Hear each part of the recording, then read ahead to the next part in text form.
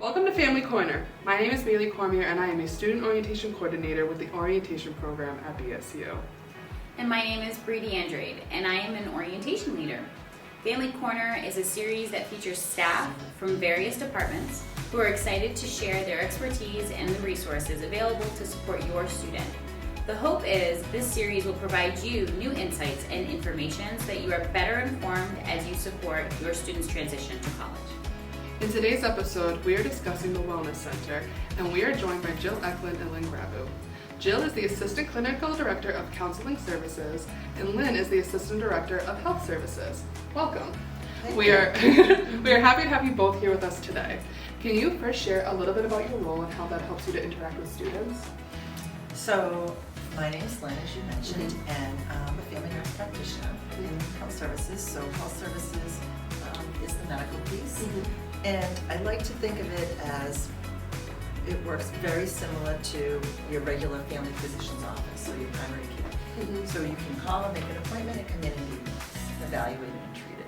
Awesome. Yeah. And I am Jill, and my role as the Assistant Clinical Director is to be supportive of students. I'm also in charge of training coordinator. We have interns, master's and doctor's level interns that work with us throughout the academic year, and so I'm in charge of the training. Awesome. So jumping into it, the Wellness Center has different offices that all bring together. What are the services in these offices and how do they support BSU students? So the Wellness Center is, and let me just say that it's located on the east side of campus. And it's amid several resident homes, so it's really got a great access and also adjacent to the parking garage. So we can really, every student is going to be able to get over near us very easily. So we're located in the ground level of the hall, and we have health services, which I mentioned already, is on the side, and counseling. And we also have another leg that is the health promotion piece. And they do a lot of outreach education, they do all health promotion, right? And a lot of support for students as well. And then also, in terms of health promotions, that they are on social media all the time. They have Instagram, Facebook. They have a program called Campus Well site that you can go on. And if you go into www.bridgew.edu, if I said that correctly, and put in health promotions or put in Wellness Center, and you can get all of that information. Absolutely, that's awesome. So mental health and the discussion of it can often be stigmatized for college students. How does BSU break this stigma and give students support? So the nice thing that's happening these days is that it seems as if the stigma has decreased significantly over the years since I even started here way back when. And it seems that the K through 12 programs have done a significant amount in terms of social and emotional tools for students. So we have many students that come in that have either been, have met with their guidance or adjustment counselor at their school, or been in a group, or that they've seen someone privately for counseling. So those students feel incredibly comfortable coming in, and it's second nature, which is a wonderful, wonderful thing. And then there are students that have never had any experience with counseling, and then you're coming and talking with a complete stranger, and how odd is that if you're feeling anxious or sad, so that for those students, we recommend even for them to reach out to their peers and to be able to, listen to what other people are saying or talk with a friend. We also have an app called the WellTrack app, and we also have a peer-to-peer online program called Together Up. The WellTrack app is sort of a suite of information regarding services in terms of how to, how to take care of if you're having a panic attack, or if you're feeling really, really sad, or it can rate your mood, or can give you some guides for relaxation tips. And the Together All program is, it's actually, there's clinicians involved, and there's also that you can reach out to peers regarding, you can punch in, I'm feeling anxious, is there anyone that I can talk with about my anxiety, or I'm feeling depressed or sad, those kind of things, so that can be really beneficial for students who may not be comfortable in walking in or calling and making an appointment with us. Sometimes the hardest part is just walking through the doors of the wellness center. So, what is some advice you have for families to encourage their students to utilize, the wellness center and all of its services? Well, Jill said something earlier that kind of struck me, and it's true. I think listening is super important, because if you hear what your student is saying, then you know the resources available. You can also, as a family member, you can also help to direct them, because there is so much support here at Bridgewater, and it's not just in the wellness center, although that's what we're here to talk about. Right.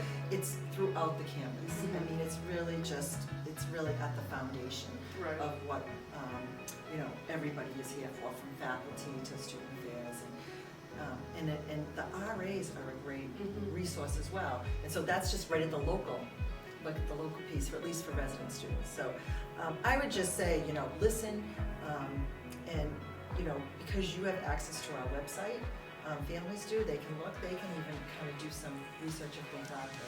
Yeah. And you can always call us. With health services, we do, now that, we are transitioning from K through 12 to high school to 18 is the big mark. So Right. there is, privacy is, of our utmost concern. Absolutely. So students have their privacy is maintained, and, we couldn't really discuss things with parents per se, but we can certainly tell you about resources. Yeah.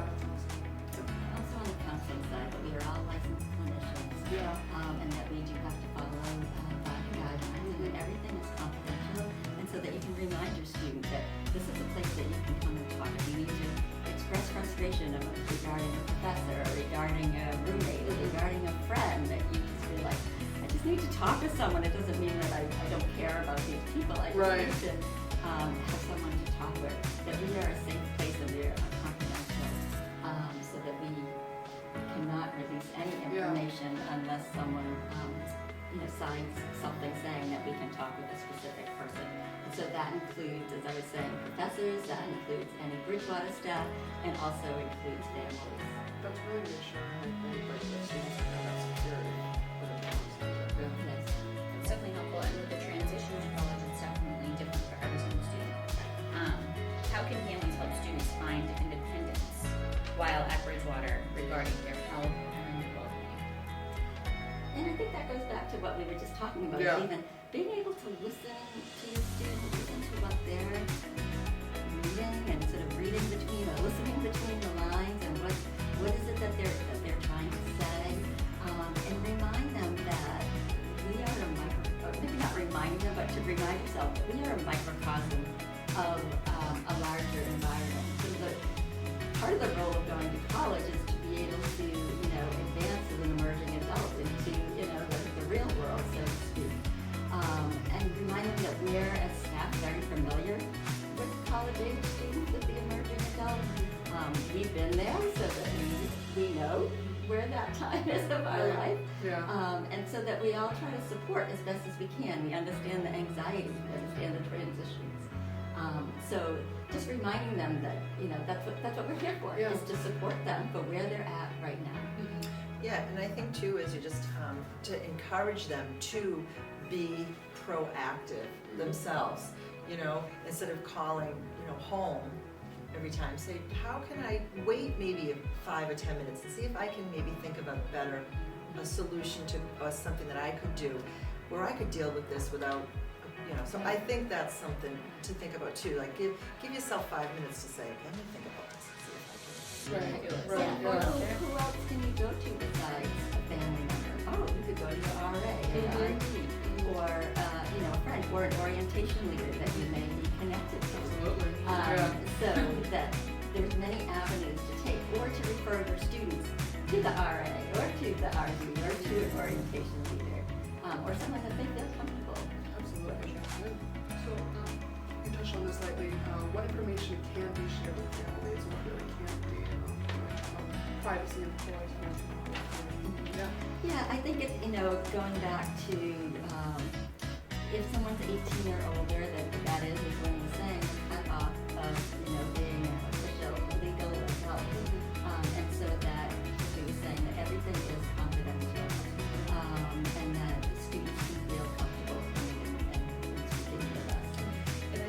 important for parents, because for some of them, this is a transition for them. This may be Right. the first of their children to go to school. Absolutely. And so they have to actually adjust to the fact that they can't call and say, did, he come in, or we can't even tell them that. Yeah. So that's also something to take into consideration, is to try to then transition from this kid that you've been kind of overseeing all this kid to then saying, moving them to Right. caring for themselves and really relying on us to do that as well. So I think it's an adjustment for parents too. I think it almost teaches like a level of responsibility almost, because I know my first time like calling in and being like, I think I have a blood vitamin, like I don't really know, like that was one of my first times going to the wellness center. Like I was the one calling. Every other time before that, even when I was in high school, my mom was the one calling for me.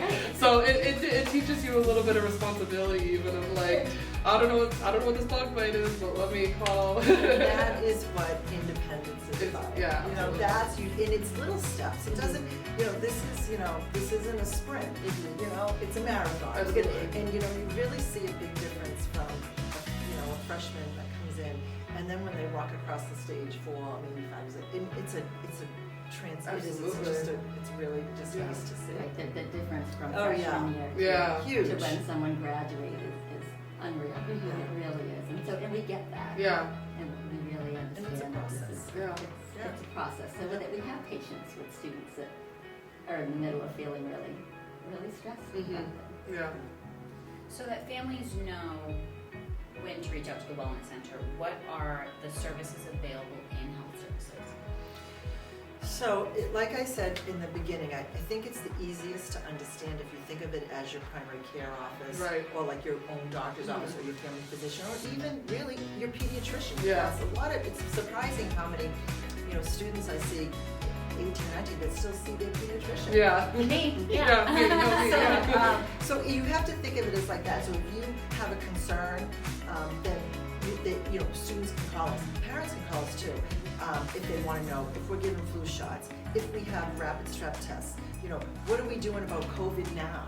Like what's happening now with COVID? Are you still going to require testing, or do you have tests? What if where do I send the vaccine information? So we're a resource for those kind of things. So we have a degree of primary care, but we also have a degree of public health. And our public is the campus, the community, the student body. That's our public health. So I think that's kind of talks about like at least the role of the health center. Right. And of course, then we have the mental health side, which does a whole array of services. So. And we are available if a student is taking 1 credit to, Right, say, exactly. 300 credits. We are, hopefully they're not. No, yeah. We're taking 300 credits. Yeah. But we are available for students. So a student just needs to call or walk in, make an appointment if they have stuff. Sometimes people come in with their friends because they're feeling anxious about it. And so to make their appointment. And that's even something that parents can do, is even practice with their student of, what would you like to say? Or this is what, I know that I've said to my own college students at home, this is how I would say it. So how do you want to say it? And just in practicing your skills of communicating and making appointments. But I think that in terms of for what we can offer is that we offer individuals, we offer groups, we offer case management services. We help people with on-campus resources versus off-campus resources. We are a free service in terms of that your fees cover your cost. So that when students come in, they do not need to pay a copay, as maybe if they had gone to the doctors by themselves and had to pay a copay, or watch That's true. Good point. their family members pay their copays for them. They do not need to have their health insurance card with them to come to the counseling center. And so sometimes someone will want to come in for one meeting, and other times people want to come in for several. So whatever it is and how we can support their needs within what we have resources for is how we operate. Jill, too, will you just quickly mention about the 24-hour? Yes, and we also have the office hours, which I can't remember I mentioned at the beginning, that the wellness center is open 8:30 to 5. And on the counseling side, that if someone's feeling anxious or stressed or in crisis,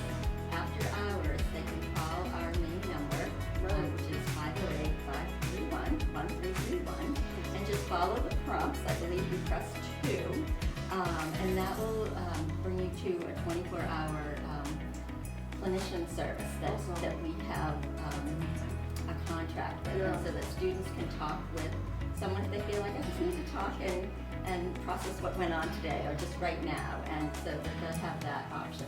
So that is available all day to students, and particularly when we're not there from evening hours and to on weekends. I think like that's all of this is really, really important because I know I only live a 40-minute drive from campus, so it's not a big of a commute. But if you live Western Mass or even out of state and you're more of a drive, like knowing that it's right on campus for you, that that's an option, like that definitely is impactful. You don't have to like plan a trip home just to go to your pediatrician or whatever it is. Like you have those resources right on campus. About out-of-state students, is it the same experience for them, regardless of being Massachusetts resident? Yep, exactly the same. Yeah. And in health services, if you needed something from your regular physician, Right. so say you're from New York, and you needed to get some blood work done or something like that, you could come and see us. We could, as long as we have the conversation, we could actually get that done. Right. So that's just something that's Exactly. About it. You don't have to go home for this. Yeah. Right. It doesn't make like a whole to-do list. Right, Of, right. Yeah. How has the pandemic changed how the Wellness Center serves students? So what a year it has been. So in thinking about health promotions, they do a lot of programming where students are obviously on campus and come to their programs pre-pandemic. And so everything was switched over to virtual. I know they do wellness walks, they do a coloring for calm, they do various programs on many different health and wellness topics. And also even therapy dogs. And I believe that even with the therapy dogs, that they were able to do a virtual piece. And coming back in the fall, the plan is right now is that everything will be back in person, and that they'll be doing That's some. awesome. That's what we're hoping for. And then in terms of the counseling side, we worked remotely all academic year this past year, and that was incredibly successful. We were really anxious about it, and it actually worked out really well. We did telemental health, and so our plan going forward is that starting in the fall is that we will be doing a hybrid model, so that for students that aren't able to come on campus or that are taking classes solely online but still would like counseling services, that we'll be able to provide that for them. Right. The only time that we generally will refer someone off for telehealth is if someone is living out of state. Right. Just because of the way that the laws work, it's not something that we would choose. Right. But as of right now, that would be a place that we would find someone in off-campus provider that would suit their needs. But otherwise, we're planning on doing in-person and telehealth. Yeah, that's awesome. So we're very excited about that. It is, it's great. And then Lynn, anything with health services that you wanted to add? I think that most of last year did involve a lot of testing and things like that. And we did still see students, but there weren't as many students on campus, so it was it did look very different. We were very focused on COVID and keeping our numbers low, which we were. I really credit it to the students. They did a great job. You guys were really phenomenal. In fact, I did a session for a group of people at the end of the fall semester, and they were astonished by how good our numbers were. But so I really credit you guys for that. But anyway, but I think going forward to the fall of 2021, we'll be back up and running. Come in, it's not going to be, doors open, come on in when you need us. I think it'll be back to pre-pandemic. We're not going to have, really, it won't be, there won't be anything to kind of hold us back. Basically following public health guidelines, so something, hopefully nothing will change and we'll keep moving forward as we are, and just as the plan is, but if something does, we'll follow by public health guidelines. Absolutely. Yeah, that's awesome. So knowing the health and well-being of their student is prioritized and important to families, as we've just discussed, how can families be sure that their student is being supported? would talk with your students, you Yeah. know, and listen to what they're saying. Are they feeling, are they sounding like that they're being supported? And if not, is, you know, going back to what we were talking about, to the resources and recommending them to, you know, check out all the websites, check out programs and activities that are on campus for them to get involved with. But really just listening to them and letting them, sort of guiding them with open-ended questions of what will help them to feel Right. supported. You know, are you hearing that they're staying in, they're going to class and going right to their room, and that they're grabbing food and going back to their room versus, you know, just stepping outside of their comfort zone a little bit to get connected within all of the plethora of activities that are happening on campus, and something that they're interested in, or Yeah. something they want to learn, new that they want to learn. And I think it's important too because, you know, we tend to talk a lot about, you know, students and living residential students. But, you know, the commuters, there's also a lot of resources that out there for them. And they're, you know, they're there for them. All of us, you know, are out there to help them as well. Right. So the commuter resources are something to just check in with too if you don't know what to do about a certain problem or issue or something. Right, and the same for transfer students too, Yeah. because it's a new adjustment. So a transfer student has been to another school, whether it, you know, be a live-in residential school or whether it be a community college, and so that, but it's still going to be a different experience for them, and so that we're available to help them, and also there's a lot of services and resources available for them. Yeah. I think like the repeated idea is that BSU like will meet the student where they are and help them grow. And I think that's always effective, especially as a student. What is one piece of advice you have for families to support their students' health and wellness while at school? Well, I think that, you know, there is less structure when you think about going from high school to college. Right. And so I think that I guess the piece of advice that I would want to focus on is that to try to maintain some structure yourself. Right. And to encourage that with your student, because, you know, you don't want them to kind of fall into a habit of maybe like sleeping all day and staying up. Yeah. Because in this age group, that's an easy thing to do because you're cyclical, you're natural, it's kind of a tendency to do that. So Right. you want to still be able to, you know, get up, go to go to an early morning class, then maybe do something and have, you know, maintain a structure so that you don't get too far behind. Right. And if you do get behind, think about asking for help early on. Right. Don't wait, because Right. we're here to help, not just us, but professors, the library has resources, all that. So to just, if you feel like things are getting kind of a little out of control, Right. to get some help early on. Absolutely. And to piggyback off of that is that I would say, you know, balance. Balance, is really important, and so that, you know, socializing is important, socialization, and academics are important. And how do you find that balance? And really that can make a huge difference of having a successful Absolutely. academic, yet social, meeting new people and being involved can make a really big difference. So balance. Yeah, balance. is my answer. Balance is the word of the day. Yes. So thank you for your perspective on the Wellness Center. There are so many chances for students to find support through your various programs and services. This will be very important as they transition to Bridgewater Sleep.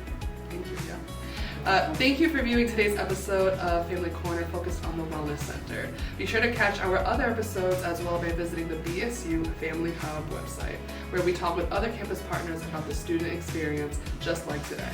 We look forward to seeing you soon in another episode. Bye for now. Thank you.